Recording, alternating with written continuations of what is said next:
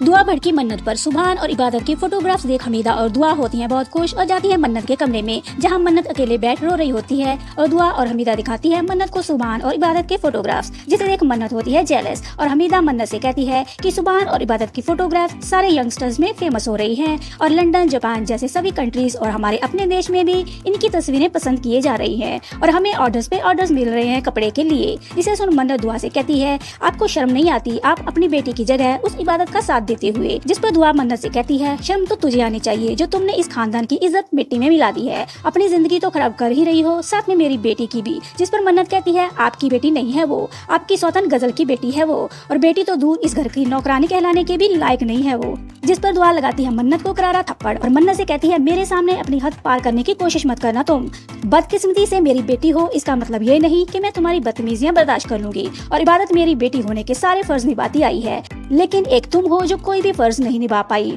और कभी कभी तो मुझे ये लगता है कि तुम मेरी बेटी हो ही नहीं, और तुम्हारी हरकतें और चाल चलन देखकर तो ऐसा लगता है कि जैसे तुम मेरी नहीं बल्कि मेरी सौतन गजल की बेटी हो। और सभी बातें सुनती है कश्यप की पार्टनर औरत शिपकर, और हमीदा की नजर पड़ती है उस औरत पर और हमीदा जाती है उसके पीछे और दुआ फिर से लगाती है मन्नत को थप्पड़ और मन्नत कहती है कि अब इस घर में वो होगा जिसे देखना आप जैसे नरम दिल की औरत की बस की बात ही नहीं है।